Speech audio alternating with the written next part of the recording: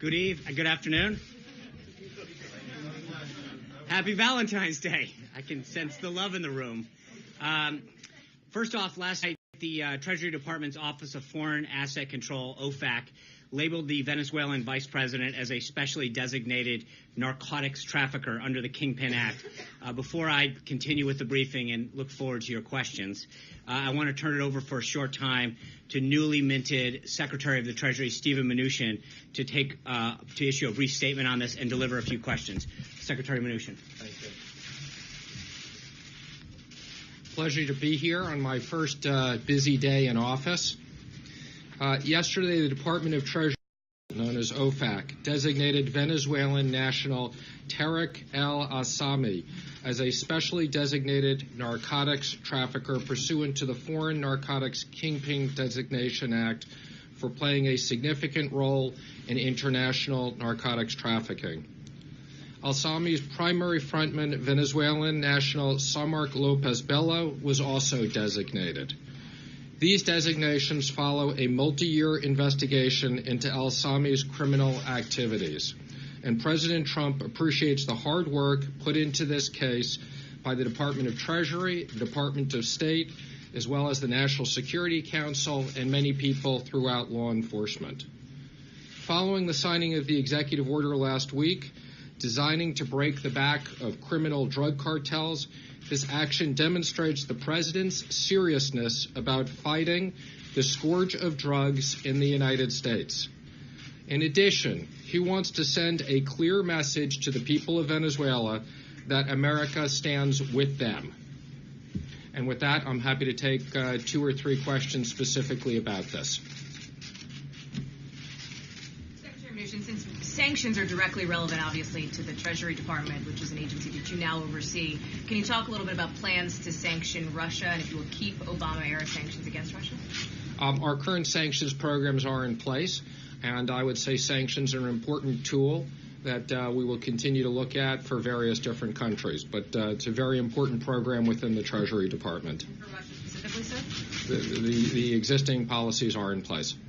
Mr. Secretary. Yes. Contemplating any additional sanctions against Iran, and can you tell us what you think the bottom line will be of these particular sanctions you announced yesterday and are referring to today with the Venezuelan vice president? What's it going to mean? First, let me just comment again. This is as a result of a very long effort. By the way? Yes, this was underway. This was a very long effort, but the implication is quite significant. We expect that there will be frozen tens of millions of dollars. And again, that sanctions are a very important way of us sending a message that we will not stand for illicit activities, whether they're drug trafficking or terrorism. Secretary, including sanctions, what other tools are you looking at? I can't comment on all the tools, but again, let me just reinforce that sanctions are a very important tool within the department, and we will use them as appropriate. Contemplating more with Iran, sir? In this case, we did freeze assets again, as I mentioned, tens of millions of dollars of assets, and that will have a very big impact on this. So I'll take one more question, please. Yes, in the back. During the campaign, the president had made comments about Janet Yellen and whether basically inferring that she was being too political and that she should be ashamed of herself. Do the folks at the Treasury Department and within the administration feel confident with Mrs. Yellen at the helm and to be able to set monetary policy going forward? Well, let me just comment. I'm really here today again to talk about the Venezuelan situation. But let me just say that there is a tradition of the Secretary of Treasury having ongoing meetings with the head of the Federal Reserve, and I look forward to that now that I'm in office, doing that and spending time with her. Thank you very much, everybody. It's a pleasure to be here on my first day. Thank you. All right, let's get back to the fun. We've been reviewing it. I want to address the events of last night first and foremost. We've been reviewing and evaluating this issue with respect to General Flynn on a daily basis for a few weeks, trying to ascertain the truth. We got to a point not based on a legal issue, but based on a trust issue, where the level of trust between the president and General Flynn had eroded to the point where he felt he had to make a change. The president was very concerned that General Flynn had misled the vice president and others. He was also very concerned, in light of sensitive subjects dealt with by that position of national security advisors like China, North Korea, and the Middle East, that the president must have complete and unwavering trust for the person in that position. The evolving and eroding level of trust as a result of this situation and a series of other questionable instances is what led the president to ask for General Flynn's resignation. Immediately after the Department of Justice notified the White House counsel of the situation, the White House counsel briefed the president and a small group of his senior advisors. The White House counsel reviewed and determined that there is not an illegal issue, but rather a trust issue. During this process, it's important to note that the president did not have his attorney general, Jeff Sessions, who he trusts immensely. When the president heard the information as presented by White House counsel, he instinctively thought that General Flynn did not do anything wrong, and the White House counsel's review corroborated that. It is not ordinary for an incoming national security advisor to speak with his counterparts about the issues of concern to them. In fact, he spoke with over 30 of his counterparts throughout the transition. As Charles Krauthammer said last night, it is, quote, perfectly reasonable for him to do so. The issue here was that the president got to the point where General Flynn's relationship misleading the vice president and others, or the possibility that he had forgotten critical details of this important conversation, had created a critical mass and an unsustainable situation. That's why the president decided to ask for his resignation, and he got it. The irony of this entire situation is that the president has been incredibly tough on Russia. He continues to raise the issue of Crimea, which the previous administration had allowed to be seized by Russia. His ambassador to the United Nations, Nikki Haley, stood before the UN Security Council on her first day and strongly denounced the Russian occupation of Crimea. As Ambassador Haley said at the time, the, quote, dire situation in eastern Ukraine is one that demands clear and strong condemnation of Russian actions. President Trump has made it very clear that he expects the Russian government to de-escalate violence in the Ukraine and return Crimea. At the same time, he fully expects to and wants to be able to get along with Russia, unlike previous administrations, so that we can solve many problems together facing the world, such as the threat of ISIS and terrorism. The president is currently evaluating a group of very strong candidates that will be considered to fill the national security advisor position permanently, and is confident in the ability of General Kellogg, a decorated and distinguished veteran of the United States Army, until that person is ultimately chosen. Before I get into the president's schedule for today, a quick recap of the president's activity over the last few days, since we haven't had the honor of sharing so much time together. The president's been keeping a close eye on the Oroville Dam situation in California. We've worked closely with Doug LaMalfa, who represents California's 1st District, where the dam's located, and other state officials to help people who have been impacted. The situation is a textbook example of why we need to pursue a major infrastructure package in Congress. Dams, bridges, roads, and all ports around the country have fallen into disrepair. In order to prevent the next disaster, we will pursue the president's vision for an overhaul of our nation's crumbling infrastructure. We hope everyone remains safe as the evacuations continue, and will be working alongside with FEMA and appropriate government entities to make sure that we are doing everything we can to attend to this matter. The president was honored also to welcome the Prime Minister of Japan last week from their first official meeting at the White House to their joint press conference at Mar-a-Lago, their joint press conference and their time together at Mar-a-Lago. The president and the Prime Minister had a productive visit that reaffirmed their determination to further strengthen the U.S.-Japan alliance and economic relationship. At Mar-a-Lago, the president was proud to stand behind Prime Minister Abe on Saturday to convey the United States' unwavering support for our Japanese allies in the face of North Korea's most recent missile launch. On Sunday, the president met with now Secretary Treasury Mnuchin and Mr. Steve Wynn before returning to Washington. Yesterday, the president had an incredibly productive set of meetings and discussions with Prime Minister Trudeau of Canada, focusing on our shared commitment to close cooperation and addressing both the challenges facing our two countries and the problems throughout the world. Our countries share a profound economic interest, with more than $2 billion in two-way trade flowing across our border every day.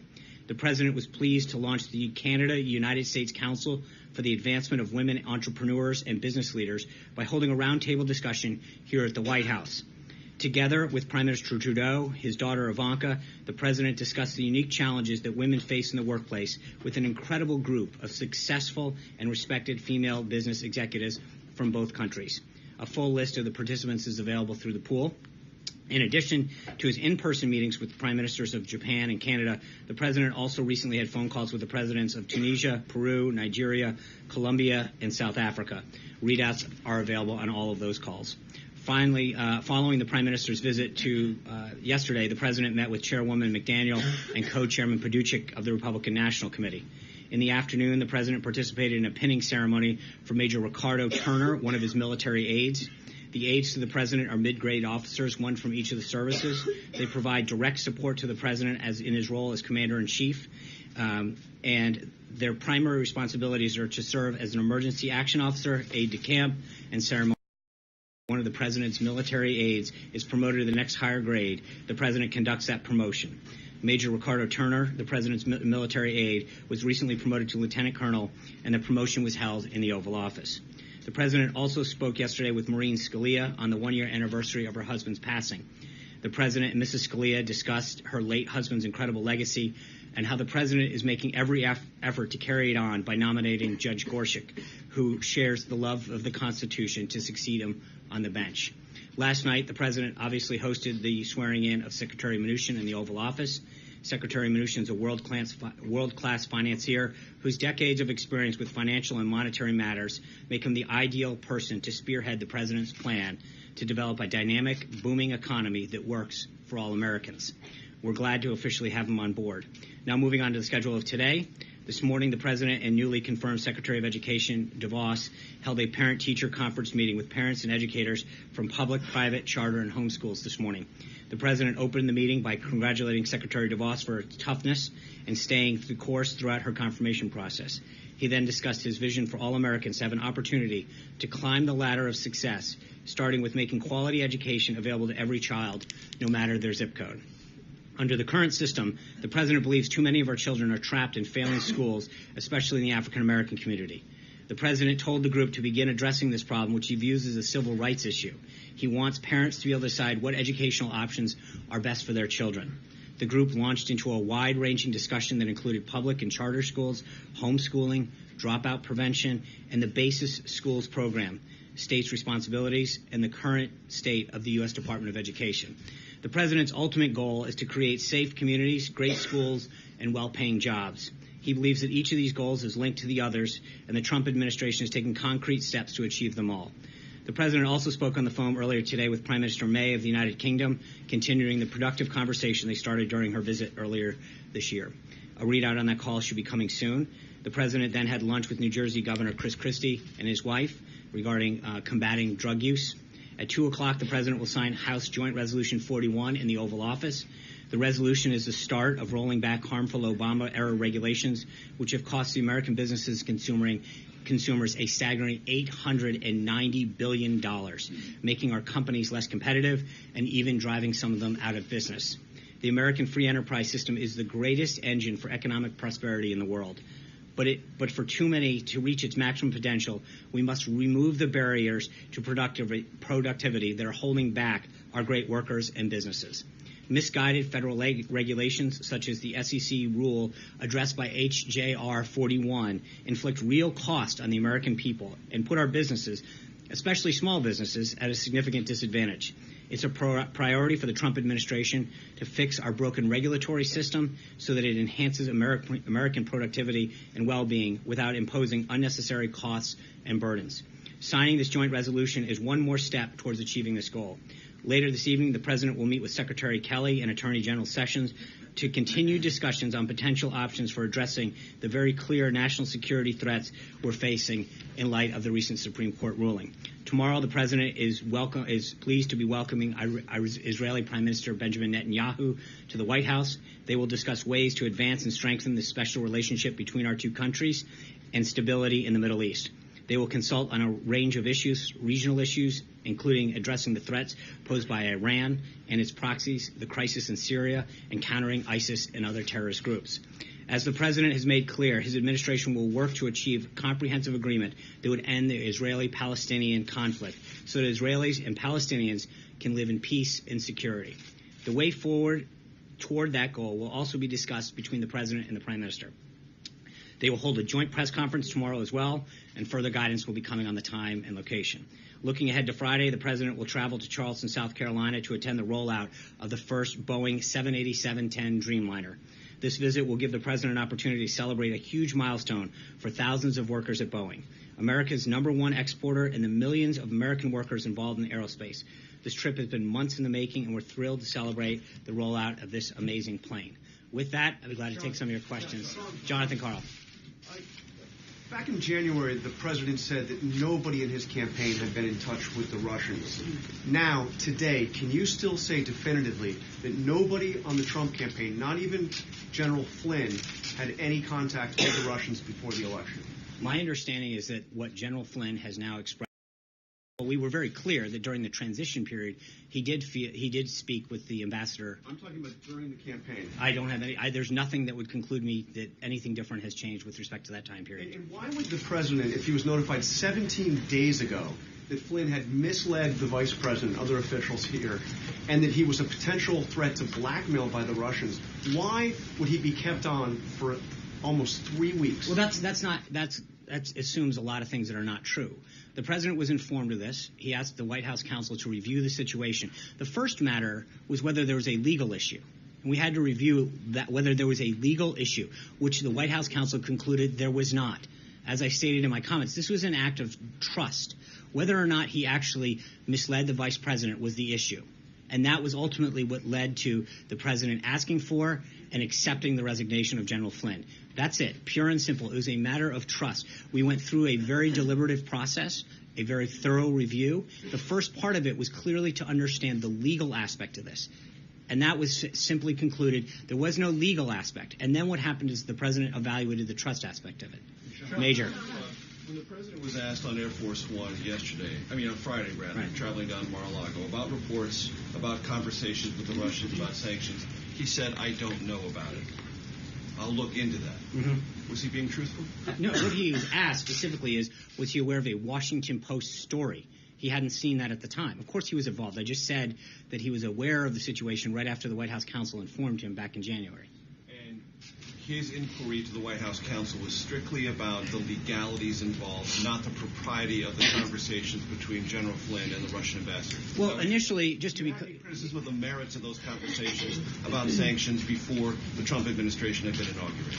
So just to be clear, the acting attorney general informed the White House counsel that they wanted to give, quote, a heads up to us on some comments that may have seemed in conflict with what he had sent the vice president out in particular. The White House counsel informed the president immediately. The president asked him to conduct a review of whether there was a legal situation there. That was immediately determined that there wasn't. That was what the president believed at the time from what he had been told, and he was proved to be correct. The issue, pure and simple, came down to a matter of trust.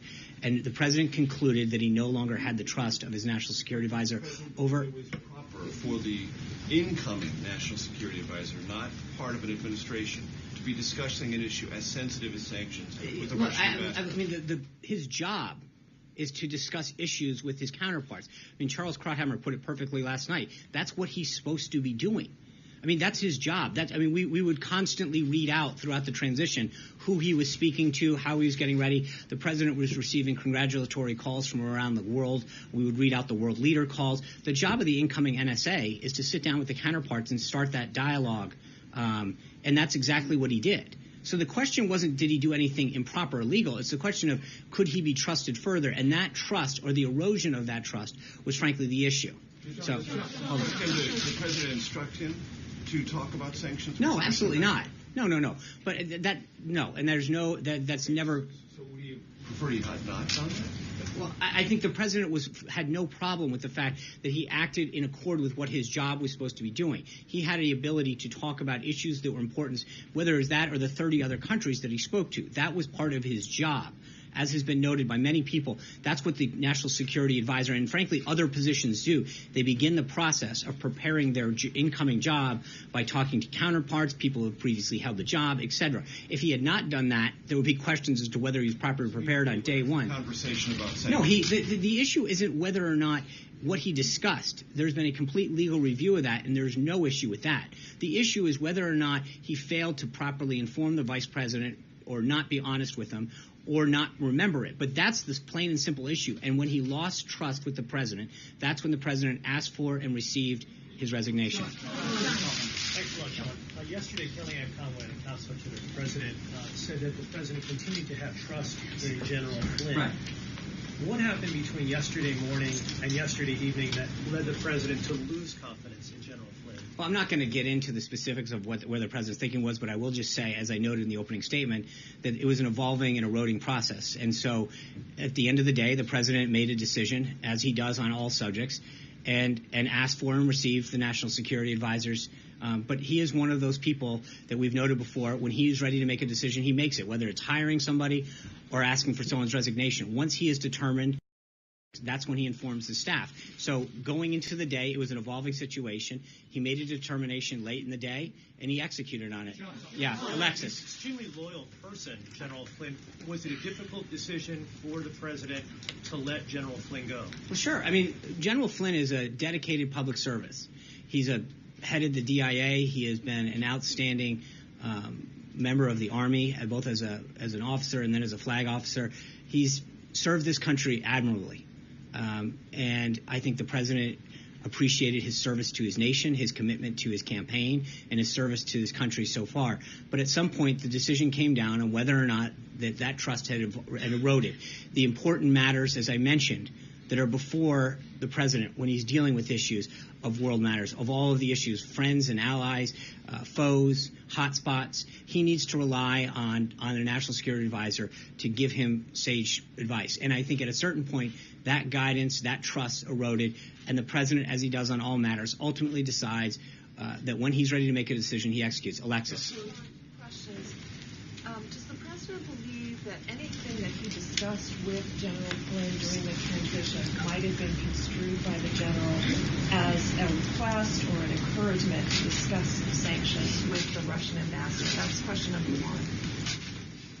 So, then we're going to pause. So on the first, again, as I made clear, there's nothing that the general did that was a violation of any sort. He was well within his duties to discuss issues of common concern between the two countries. I will say it again. What this came down to is a matter of trust. The president was glad that he was out there conducting his job, preparing for his job, going back and forth with his counterparts throughout the world, much as the president had done, with all of these world leaders calling the president, congratulating him, looking to set up calls for him once he was inaugurated. Similarly, General Flynn was beginning that process with his counterparts throughout the world. That was never of a concern to the president from day one that he was briefed from the White House counsel. The issue, plain and simple, came down to a matter of trust. And once that occurred, it was over. So, I'm sorry. Yeah, no. Just to clarify. Yeah. The president does not believe that any discussion that might have taken place, and we know from intel it did, on sanctions, creates a problem for the president in any way. That is not a problem. That General Flynn discussed sanctions with the Russians. No, there is. As I can't state it clearly enough. There was nothing in what General Flynn did in terms of conducting himself that was an issue. What came down to, plain and simple, was him misleading the vice president and others and not having a firm grasp on his recollection of that. That's it. Here's question number two. Lawmakers on Capitol Hill from both sides of the aisle would like to investigate or probe or ask more questions about this. Does the president hope to cooperate with those investigations? Would he instruct members of his staff who work for him here and in the administration to cooperate with those investigations? Well, we're going to comply with the law. I think the president feels very confident. The review that was conducted by White House counsel was very thorough, and concluded very conclusively, as he had first instinctively come to the conclusion that there was nothing wrong. So, people are free to do what they wish, but I think that they will find exactly what the president first believed and what the White House counsel concluded. And frankly, I believe a couple publications even reported that there was no investigation for a reason, because there was not an issue of law, it was an issue of trust. George. When do you expect to have a replacement in place? And secondly, on another topic, there was a report yesterday that one of your colleagues said the White House is keeping dossiers on reporters. Yeah. Can you say if that's true or not? That is absolutely not true. There are no dossiers being kept. Just a binder that I put right here. That's about it. That was a joke. Hold on one second. And then, I'm sorry, George, the first part. The timetable on a replacement. Just like the way he handled this situation, the president will meet with individuals, and when he's ready to make a decision and he feels as though the person is qualified and can properly advise him on the issue, he'll make that decision. But that's all decisions rest with him. I'm just going to go to my first Skype seat. John Huck of WKVVU out of Las Vegas. John? Thank you so much on behalf of our viewers here in Southern Nevada for the opportunity to join you today. As you know, Sean, Las Vegas has suffered terribly in the last recession, more so than perhaps any other city in the country. As the administration moves forward with repealing financial regulations and possibly rolling back Dodd-Frank, what guarantees can lead banks and investment banks to re-engage with the risky financial behaviors that tanked our economy the last time and left taxpayers here on the hook to bail those banks out? Thanks, John. I think one of the things, if you look at the intent of Dodd-Frank, it was to make sure that we didn't have institutions that were too big to fail. And frankly, it has actually created institutions that are now too big to fail. Dodd-Frank actually did exactly the opposite of what it intended to do. And I think when you look at the regulation HJR 41 that the president is signing today, this is another example of the president taking decisive action to roll back regulations that are frankly creating more of a burden on our nation's banks and businesses than helping them. I think the president is going to be very clear with making sure that we do things that build up the goal of what Dodd-Frank actually intended to do. But right now, we actually, through Dodd-Frank, put taxpayers more on the hook than we let them off. We've created more institutions and created more guarantees for the federal government to bail out some of these institutions if they exceed their authority. John Roberts. Let me come back to what you said at the beginning. You said the White House counsel's office reviewed this and determined that there was nothing illegal. What evidence did they look at in making this determination? And secondly, Democrats up on the Hill say that they want an investigation of this. They're looking into what did the president know and when did he know it. So can you tell us what evidence you looked at the White House counsel's office, and what did the president know about all of this, and when was he aware of it? Well, as I mentioned, the first day that the Department of Justice made White House counsel available or sought to notify White House counsel was January 26th. The president was immediately informed of the situation. As I said, based on the information that was provided at the time, his view was that this was not a violation. He was proved instinctively correct. And White House counsel at that time undertook an extensive review, both of materials and questioning. I'm not going to get into the specifics. What I will tell you is on multiple occasions, they had an exhaustive and extensive questioning of General Flynn on several occasions based on information that was provided to them or materials that were provided to them to review. I'm not going to get into the details of that, but I will just say that there was an exhaustive review. And again, the thing that's important to note is the vice president, myself, in fact, I think the first time I brought this issue up was January 13th. The Department of Justice didn't notify the White House or the White House counsel at that time in the transition phase until 13 days later. So I think it's important to understand something very, very important. This idea of why did it take so long, I think the first question should be, where was the Department of Justice in this? They were aware of this. We were making statements based on what General Flynn was telling us starting on January 13th. The vice president went out on the 15th, right? They didn't notify the White House counsel's office until January 26th. At that time, there was an immediate the president was immediately informed of that and then asked the White House counsel to conduct a very, very thorough review. The first part of that review was focused on whether or not there was any legal issue. That's it. Once that became the issue, then it shifted into phase 2, which is whether or not there was trust still maintained. And that issue, then that became a separate set of issues that were. I'm speaking to the actual evidence. The FBI has transcripts of these intercepts, which I assume were done by the NSA via a FISA court order. Was there any communication between the White House counsel's office and the FBI? Did those transcripts ever enter? I will say that obviously there was obviously communication between the Department of Justice and the White House counsel's office. I'm not going to get into the specific nature of that. I think it would be inappropriate because of the nature of the information that was being discussed. Yeah. Why not dismiss the general on January 27th? Why, if the question was of trust, and immediately, you have January 15th, he's on Face the Nation saying that, Vice President Pence is on Face the Nation saying that this is what General Flynn told me, and then January 26th, you hear the opposite. Why not immediately act? Why wait another 2.5 weeks? I don't understand how that's a due process. Because what the Attorney General didn't come in, and the acting Attorney General come in and say that there was an issue. She said, we wanted to give you a heads up that there may be information. Okay? She could not confirm there was an investigation. And so it would be unbelievably short-sighted and wrong to go in and dismiss someone immediately.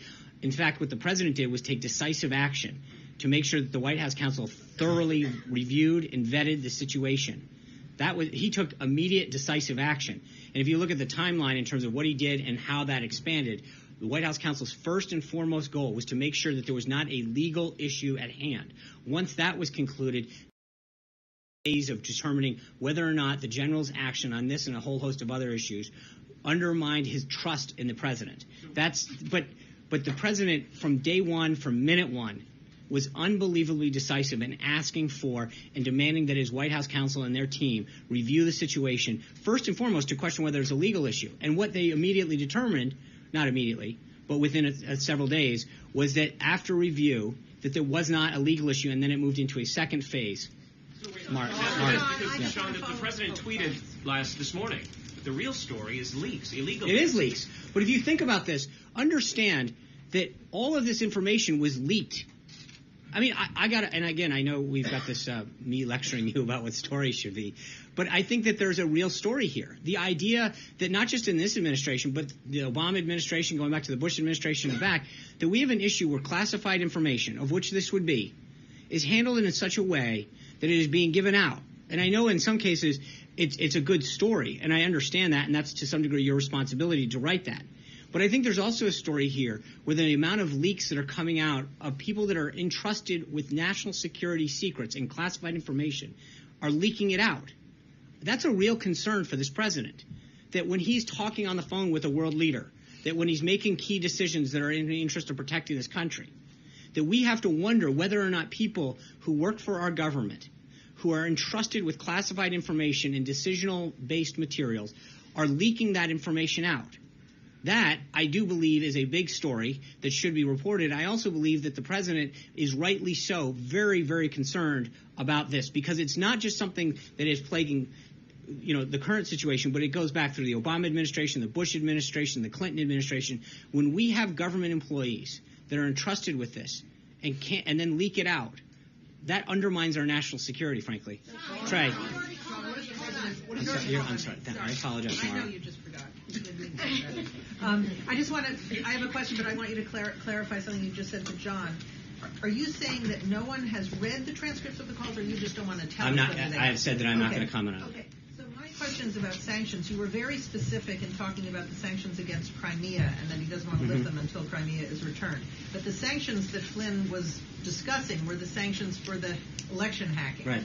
That's something the president could remove on his own if he wanted to. Is he committed to keeping those? I think Secretary Mnuchin commented on that. There's no change in our current sanctions strategy or with Russia, and I've got nothing for you on that. Trey. The current story is leaks. What is the president willing to do to investigate further to determine where these leaks are coming from? I think this goes back to the same way he negotiates. Telling people what we're going to do to cover up additional leaks wouldn't be a very sound strategy when it comes to making sure that doesn't happen again. The president's been very clear when he's negotiating or dealing with an issue like this, you don't telegraph to people how you're going to handle it. Hold on. Trey gets a follow-up. Everyone else got one. So he is going to take some sort of steps to investigate these leaks? I would just say that the president is, as I said, is clearly upset about this. He understands the threat that they pose to our national security, and he's going to make sure that he continues to take action to make sure that stops. Yes. Yeah. Thank you. So you mentioned time and time again that this is an issue of trust. You also said that it was an evolving issue, and that the issue of the trust that the president had for Flynn came down to this deception that happened with the vice president, but also a host of other issues. What were the other issues, and was the vice president the only person that was misled by Flynn?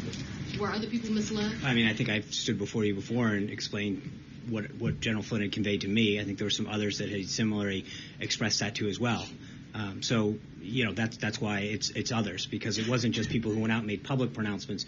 That in a series of questioning that was rather exhaustive over a long period of time, he continued to maintain that had not occurred. And I think that's where the president continued to, and that's why the president was very clear that it was an eroding issue, because it was after a series of issues and a series of statements and pronouncements that the president came to that conclusion. Were there other issues outside of this call and the deception over that led to the mistrust? I think the statement's very clear that it was this and a series of issues. With that, let me go to Jason Stevens of the Federalist paper in Ashland, Ohio. Thank you. What our readers at the Federalist Papers Project are most interested in is returning the country to the first principles of Republican government, as understood principles. In the Declaration of Independence is the consent of the governed. So my question is this: what are the president's future plans for rolling back the expensive and burdensome regulations of the administrative state, most of which are the product of unelected, unaccountable bureaucrats who never received the consent of the governed to do anything, let alone make law? Thanks, Jason. I think, as I mentioned today, the president in just a few minutes is going to be signing HJR 41, which is one of those attempts to roll back some onerous Dodd-Frank regulations with respect to the SEC in particular. He is going to continue. Last week we rolled out another one of those executive orders that ensures that for every new regulation, two must be gotten rid of. The president's commitment to rolling back regulation and the overreach of government, I think, is unwavering and unquestionable. So you're going to continue to see this president undo a lot of that government overreach. And so, Jim. Yeah, just a quick question. You said earlier in your comments that the president has been incredibly tough on Russia. Mm-hmm. How is that possible? He has made comment after comment over the course of the campaign, the transition, where he defended Vladimir Putin.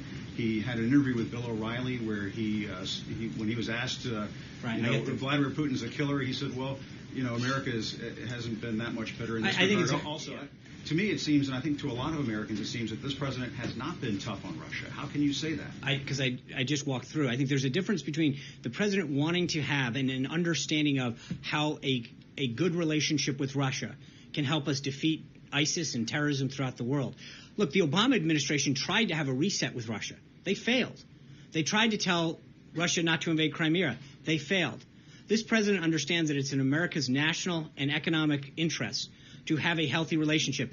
If he has a great relationship with Putin and Russia, great. If he doesn't, then he'll continue on. But he's not going to just assume that because it wasn't able to happen in the past. I think you've seen with Prime Minister Abe in particular and others that the reset that Prime Minister Netanyahu has talked about tomorrow, so many of these countries from around the globe are looking forward to resetting the relationships that this country has with them, that they feel as though that they were abandoned over the last 8 years, and that they are excited about the prospect of a new U.S. relationship under a Trump administration.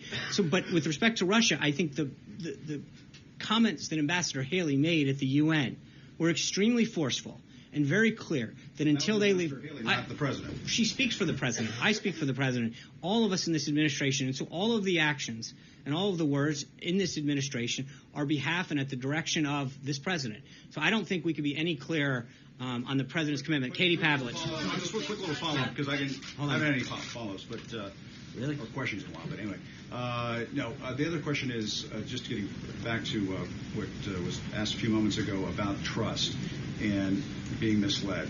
Are you saying that the National Security Advisor was intentionally misleading the president, the vice president, yourself when he made these comments to no, you about that conversation? The trust is given by the president. It's a relationship between he and any individual. And so, as I mentioned in the comments, maybe it was because I don't know that it was intentional. He may have just forgotten. But I think at some point, trust isn't just a trust. Forget though in a conversation. But that's the point, Jim. Is that at some point that trust eroded to a point where the president did not feel comfortable with him serving in that position and asked for and received his resignation. Katie Pavlich. On the trust issue and eroding of trust, last night in General Flynn's resignation letter, he said he inadvertently briefed the vice president-elect and others with incomplete information. Right.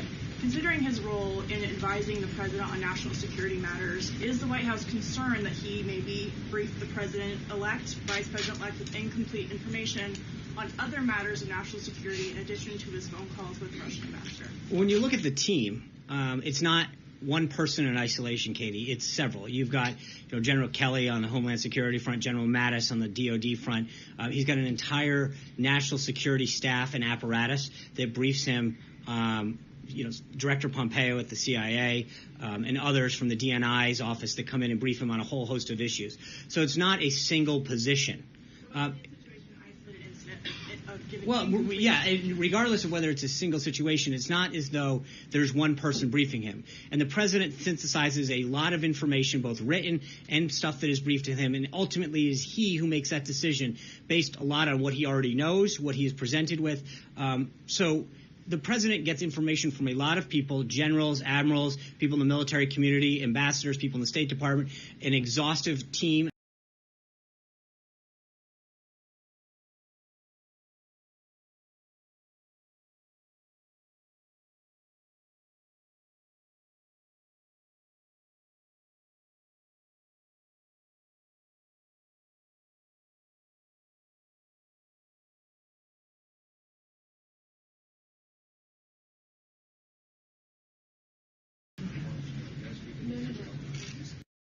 And besides giving us traffic and security nightmares, there were apparently conversations that took place by telephone and with the prime minister that were in a relatively insecure dining area. There's already video of this surfacing. Will there be a skiff put in place in these dining areas, these public places? And one last question. When he meets with Prime Minister Netanyahu tomorrow, will they be discussing moving the embassy and settlements? On the second one, I'm not going to get ahead of the prime minister's discussion with the president. We'll have a readout. After that, there'll be a press conference at that. With respect to the first, there is a skiff at Mar-a-Lago. And just to be clear, the president was briefed in a skiff ahead of dinner.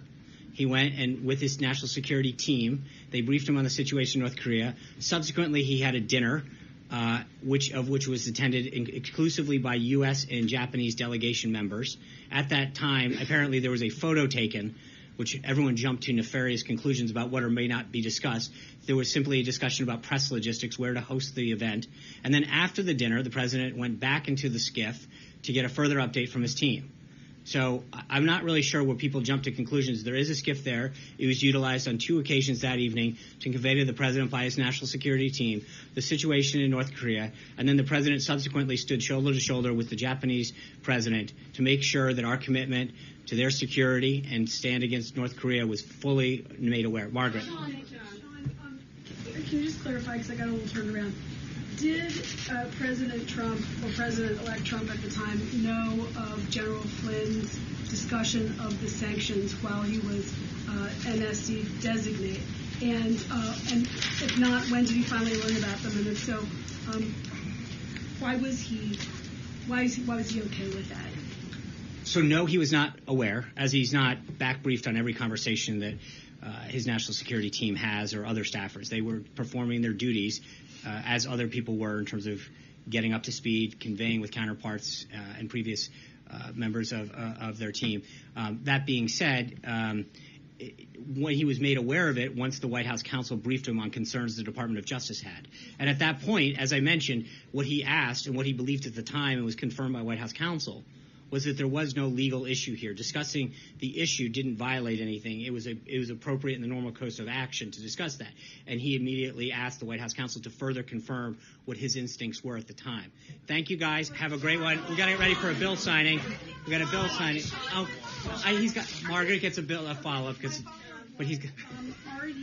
Is the administration undertaking any sort of effort, either cabinet-wide or like inside the shop? From a lot of people, generals, admirals, people in the military community, ambassadors, people in the State Department, an exhaustive team, an ultimate decision based on that and what he already knows to be the case. Sean. All right, so since you won't answer. Sean, you've been asked a couple times about these transcripts of calls. Right. Will the White House declassify those and release them? Look, it is inappropriate for me to comment on those at this time. Right now, the focus is on some of the evolving issues that were going around the globe. As you know, let me answer the question. It is not an issue that has come up. I think the president right now is focused on replacing his national security advisor, making sure that he's presented with the best possible information to make these key decisions. But at this time, we also have got to be careful that we were not involving ourselves in a matter of national security. And the review, as I mentioned, was done, and then immediately last night when the president felt as though it was time for a decision, made it. That's where we are in this iteration of the process. If we have anything further for you, we will update you. I want to go to Joyce Kaufman of WFTL Talk News in Palm Beach, Florida. Thank you so much for this opportunity. I'm approximately 6 miles away from Mar-a-Lago right now, and the president met with the Prime Minister Abe from Japan at Mar-a-Lago this weekend, and besides giving us traffic and security nightmares, there were apparently conversations that took place by telephone and with the Prime Minister that were in a relatively insecure dining area. There's already video of this surfacing. Will there be a skiff put in place in these dining areas, these public places? And one last question. When he meets with Prime Minister Netanyahu tomorrow, will they be discussing moving the embassy and settlements? On the second one, I'm not going to get ahead of the Prime Minister's discussion with the president. We'll have a readout. After that, there'll be a press conference at that. With respect to the first, there is a skiff at Mar-a-Lago. And just to be clear, the president was briefed in a skiff ahead of dinner. He went and with his national security team, they briefed him on the situation in North Korea. Subsequently, he had a dinner, which was attended exclusively by U.S. and Japanese delegation members. At that time, apparently there was a photo taken, which everyone jumped to nefarious conclusions about what or may not be discussed.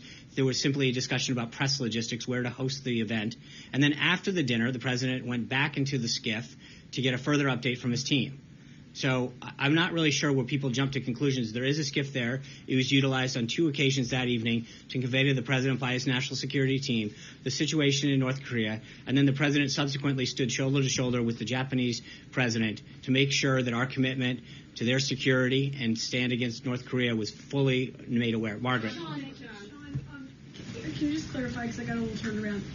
Did President Trump or President-elect Trump at the time know of General Flynn's discussion of the sanctions while he was NSC designate?